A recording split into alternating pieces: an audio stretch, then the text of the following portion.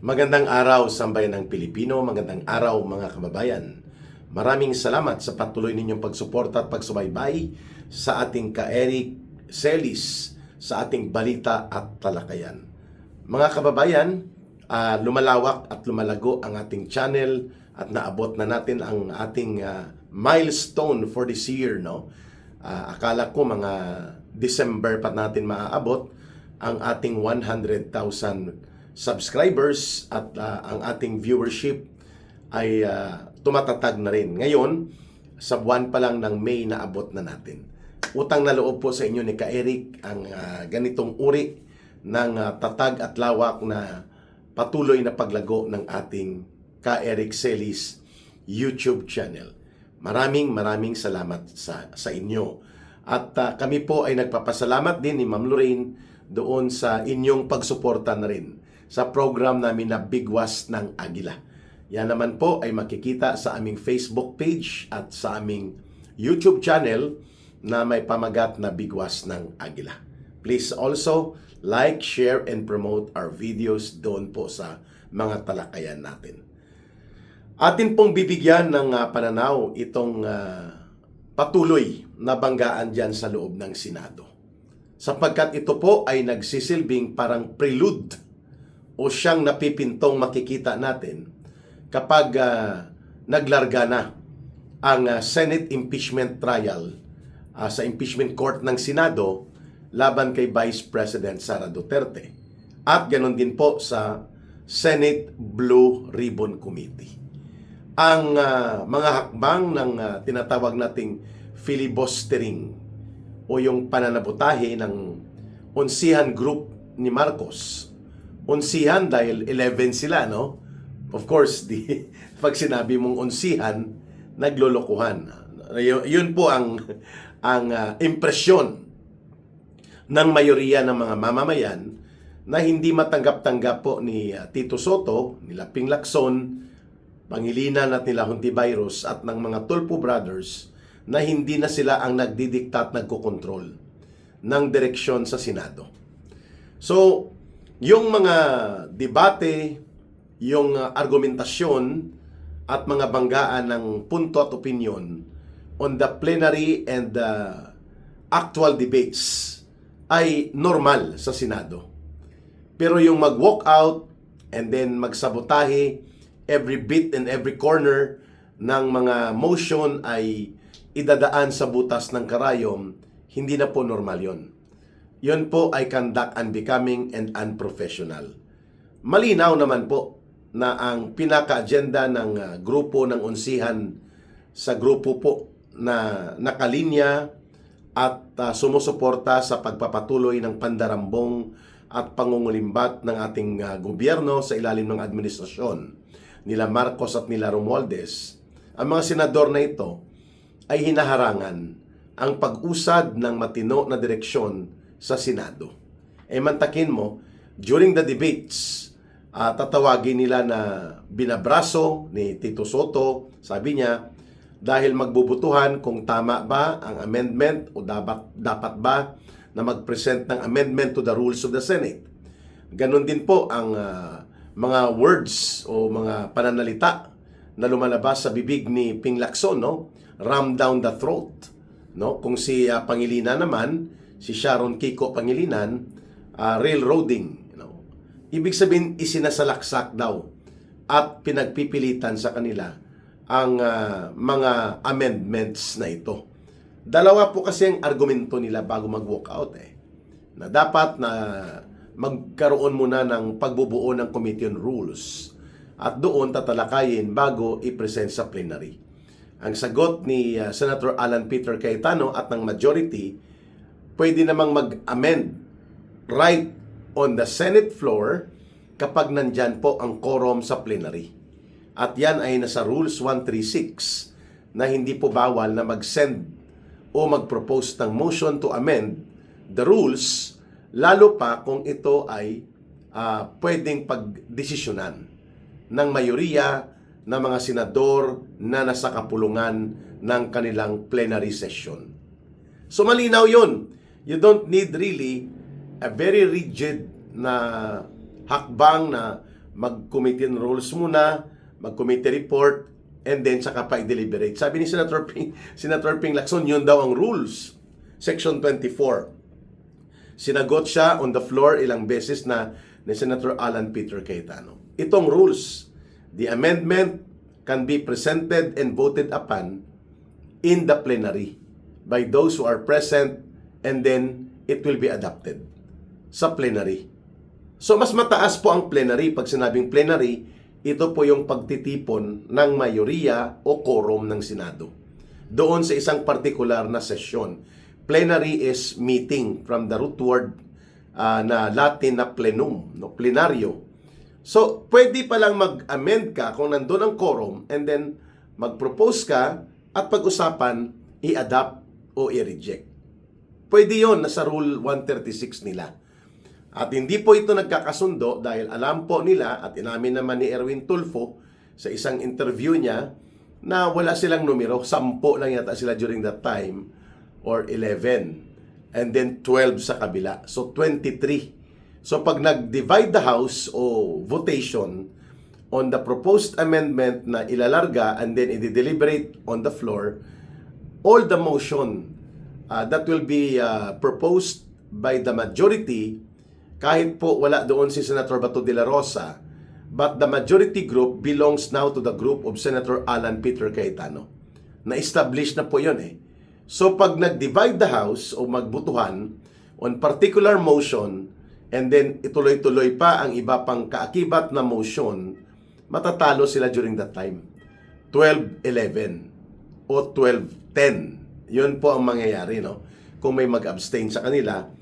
At ito ay mag-carry over ng proposal sa motion na inihain ni Senator Marcoleta na pwedeng mag-participate ang ilang mga senador na mayroon pong pambihirang sitwasyon who are being denied not because of their own will, but rather of the situation na sila po ay nasasadlak.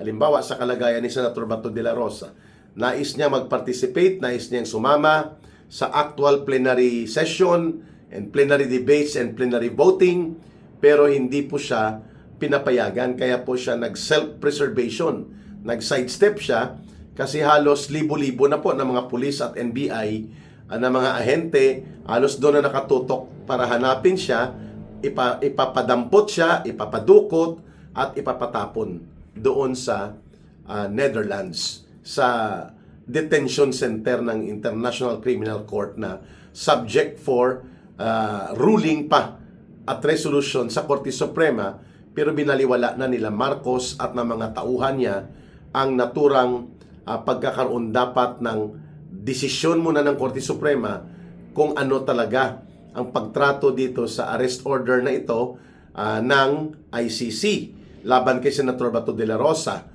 Hanggat wala pang ruling ang Supreme Court, dapat sana yan ay nirerespeto na lamang ng gobyerno ni Marcos. Pero hindi siya makapagantay eh. Kasi gustong-gusto niyang lumpuin, durugin at lubusang mawasak ang grupo ng mga majority senators upang tumiklop na ang mga ito at tumigil na magbangga sa kanyang kagustuhan na i-manipulate ni Marcos at diktahan ang direksyon ng Senado sa dalawang bagay upang madudurog nila sa impeachment operations nila sa Senado si Sara Duterte. Kahit hindi nila makukuha kaagad ang 16 votes of the senators to convict her, dapat sa proseso ng trial, durog si Sara Duterte.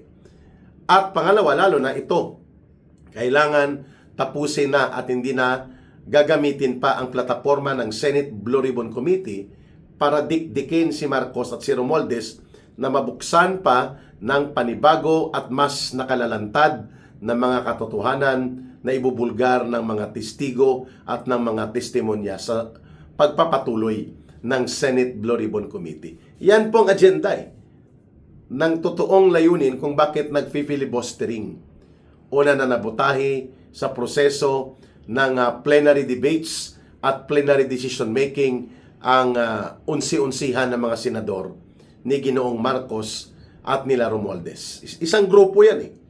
Kaya nga ayaw nila na si Romualdez at si Marcos ay mananagot.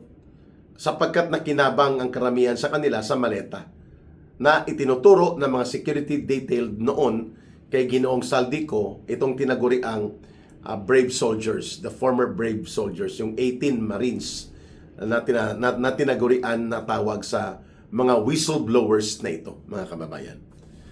Pangalawa, maliban po sa agenda na isabotahi, i-derail o i-discarril para hindi makausad ang desisyon sa plenaryo, malinaw din naman po ang nakikita natin na talagang init na init ang ang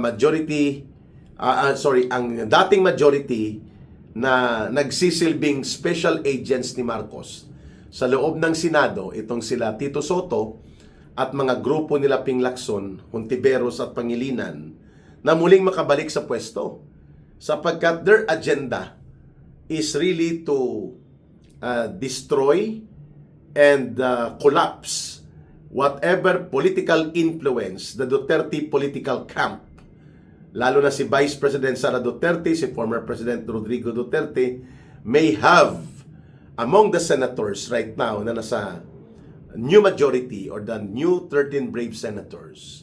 Kailangan hindi ito mamayagpag, lalo na po sa proseso at direksyon ng Senado. Inamin nga ni Tulfo, ito ni Erwin Tulfo, na opposition Senate, the Senate right now, with the new recomposition and realignment of the majority bloc, is an opposition Senate.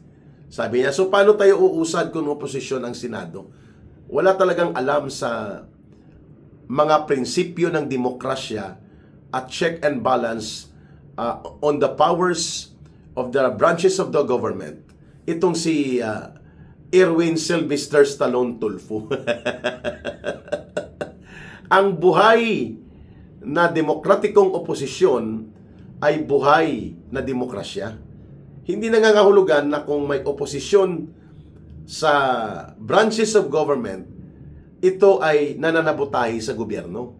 Ang ibig sabihin po lamang yan, nagkakaroon ng counter check and balance na hindi aabusuhin ng executive department ang kanyang kapangyarihan sa paghawak sa pondo, sa poder at pag-implementa ng mga batas at paghawak sa mas malaking ahensya ng gobyerno na may nakacheck sa kanya. Meaning to say kay Marcos bilang presidente. Yan ang role ng Senado. So hindi kailangan po ng Senado ay buntot at hila-hila sa ilong ni Marcos kung anong gusto niya. Kailangan ang Senado fiscalizer. Kasi wala na tayong maaasahan sa House of Representatives. Meaning, kailangan mayroong nagbabantay. Kailangan mayroong nagpipreno. Oops! Hindi pwede yan. Oops! Ito dapat ang tamang pagpapatupad ng proyekto, ng batas, at ng programa para sa gobyerno. Hindi pwede yan. Halimbawa, yung ginagawa ngayon ni Marcos, na ang mga budget kinakatay nila at nagiging isang pamamaraan para sa sistematikong panunumbalik ng pangungurakot, kailangan natin ng Senado dyan para mag-check at magbalanse. At ganoon din po sa Korte Suprema. Halimbawa, kinuha lamang basta-basta ang pondo sa PhilHealth at umabot ng mahigit isang taon na nagkaroon pa ng kaso sa Korte Suprema nang indiniklara ito na unconstitutional. Yan po ang role kung bakit napakahalaga ang isang institusyon ng Senado bilang bahagi ng legislative branch ay fiscalizer at hindi po manipulated or sunod-sunuran. Yan ang pagkakaiba ngayon sa panibagong liderato ng Senado, kung kaya atat na atat sila Tulfo, ang magkapatid na Tulfo na to, sila Tito Soto at Ping Lacson at ang grupo nila Bayros at Pangilinan na makapagmaniobra para yung dating Senado na tinatawag na the Senate majority silent majority o yung tahimik at nameme at pikit mata at ang malala pa ay nakikipagkuntsabahan para ilihis ang mga issue na dapat ay pinupuna sa Senado bilang batayang pundasyon ng kanilang function as balancer and at the same time check and balance system na sila ang nangangalaga niyan, ay nangyari nga na sunod-sunuran sa gusto ni Marcos.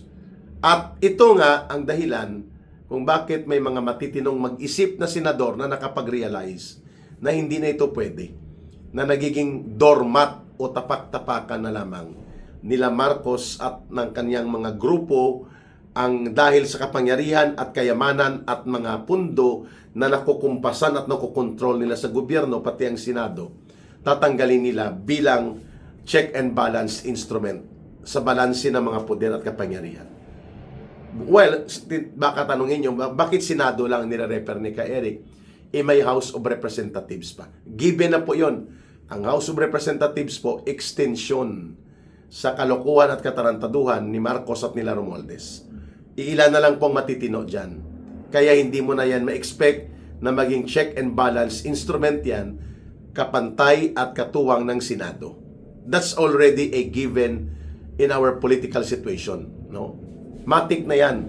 Hanggat nandyan sila Marcos at Romualdez at ang mga buaya at kawatan ng mga politiko at kongresista ang nagdodomina sa House of Representatives, it cannot function as a proper balance or co-parallel organization or the branch of the government na dapat nagche-check sa gobyerno, lalo na sa ehekutibo or sa executive branch ng gobyerno. Ayan.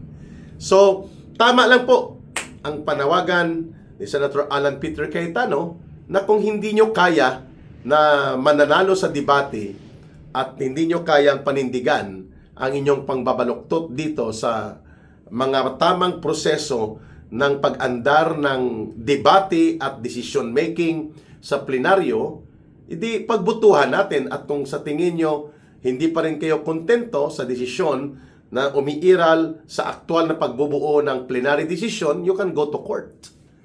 Para tingnan ng korte, sa Korte Suprema ang ibig sabihin yan. Kung nagmalabis ba o nagkamali ang majority black senators na ito, the court can interpret the actions according to the constitutional review of the basis of the legality and validity of the action in any part or all parts or other parts of the government. That includes the Senate. Yan pong ibig sabihin ni Senator Alan Peter Cayetano. After the vote, and the vote has been formally affirmed at ayaw nyo pa rin itong kilalanin, demokrasya tayo. Takbo kayo sa korte. But once the vote has been achieved and the ruling has been decided, the majority decision prevails. And the minority, while you are entitled to oppose during deliberation, once the ruling and the decision have been established, the minority submits. Yan ang tama at profesional at may maturity sa kaisipan at karanasan na uri ng mga senador na kahit minority ka, pagkatapos ng deliberation, ng banggaan sa debate at nabuo ang plenary decision ng ibabaw ang mayorya na desisyon sa partikular na usapin, you have to submit to the majority. And then you follow, you abide. Kasi nga, tapos na ang debate. At kung hindi ka pa rin kontento sa filibustering nyo, di pumunta ka na sa korte. Ipadeklara nyong null and void, unconstitutional, grave abuse of authority ang nangyari. And only the court can do that. But there will be legal actions, submission of evidence, submission of position. And pagbibigyan niya ng korte, pero it will take time. But once the decision has been achieved, while you go to court, the decision and the ruling will be respected and must be implemented. Kaya bakit ayaw nyo na magkaroon ng amendment na ang inyong mga kasamahang Senado, sa Senado, mga senador nyo, kapwa nyo senador, ay makapagboto. Sapagkat kahit anong kaso o pangaharas at panggigipit, hanggat wala pang conviction sa korte with finality up to the Supreme Court, their term being elected by the people as senators remains ang kanilang mga termino na yan. And they are entitled to vote. Pero dahil iniipit at sila'y pinipilit-pit at dinidikdik ng gobyerno para lumpuin literally ang majority, then there must be a situation that you should consider na hindi na tama to, na ang kapwa senador namin ay tinatanggalan ng karapatan ng gobyerno ni Marcos lamang masunod ang kapritsyo nito na matatanggalan ng boses na makapag-participate at makapaghayag ng desisyon nila ang aming mga kasama. And so therefore, you have to admit that the rules being amended right now ay tama, subalit hindi niyo matanggap dahil hindi ito pumapabor sa inyong agenda at inyong layunin, which is to sabotage the majority and to protect and promote the interests of Marcos and Romualdez para hindi sila mapuruhan sa isang Senado na hindi nakokontrol at nadidiktahan the way things are going right now under the leadership of the current majority led by Senator Alan Peter Cayetano. Maraming salamat mga kababayan. Huwag kayong magsawa at mapagod na makinig at magsubaybay sa mga matatalas na talakayan at mga pananaw na ating binubuo sa ating balita at talakayan dito sa ating Ka Eric Celis YouTube channel. At mahalin natin ang bansang Pilipinas. Walang ibang magmamahal nito kundi tayo ring mga Pilipino. Para sa Diyos at sa Pilipinas nating mahal.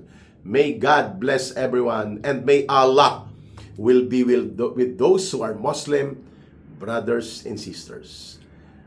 Maraming salamat. Bye for now. Ito po si Ka Eric. Mabuhay!